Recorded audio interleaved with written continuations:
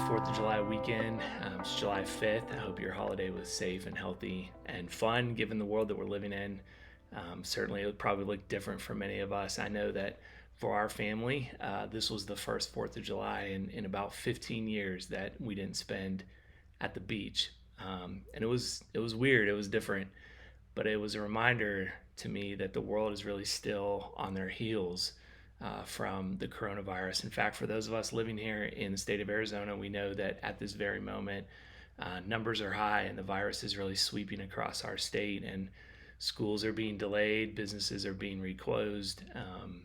And yet, there continues to be this deep yearning and this longing to go back to normal, to go back to the good old days, as we like to think of them, of doing school and vacations and celebrations, and even for many of us, church as we once knew it. It reminds me of a conversation I had recently with a friend who lives in another state who had recently returned to church after their church had closed and reopened, like so many did. And I asked him, "What was your experience like?" And this was their response. They said, it was weird.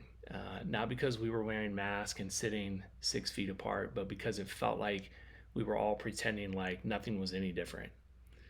In essence, their answer was it felt like we were trying to take the old way and the old model of doing church and put it in a new world that's changed so drastically.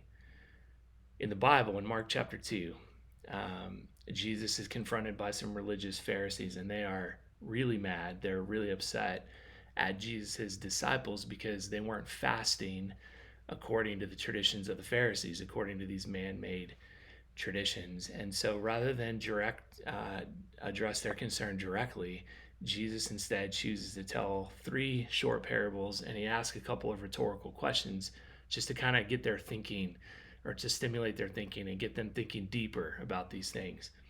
The first rhetorical question that he asks is, who takes a new patch and puts it on an old garment? Because it'll shrink, and when it does, it'll tear away and it'll leave an even bigger hole in the garment. The second rhetorical question he asks is, who takes new wine and puts it in an old wineskin? Because what will happen is, as that wine ferments, it'll expand, and as it expands, it'll bust that wineskin. And really, Jesus' point was clear. You can't mix old religious rituals with new life in Christ. And friends, I'm convinced that if COVID has done anything, it's exposed some of what previously defined our lives inside of the church is not fundamental to who we are as followers of Jesus, because those things have been stripped away from us.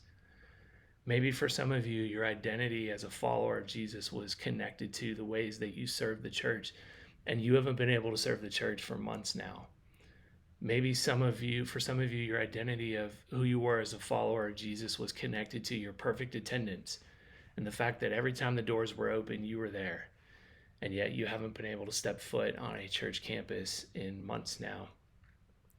COVID has changed the world, and COVID has changed us, and COVID has exposed that perhaps some of those artificial ways that we previously came to Jesus are not, in fact, the best ways, because new patches are for new garments and new wine is for new wineskins. And so my encouragement to us today would be that we let go of this superficial hope that things will go back to normal, and instead embrace what I believe is a new normal, and to ask the question, what has God taught me in this season, and how does that intersect with this new path, this new journey that he has me on? And then we step into that and we trust him as he takes us in a new direction.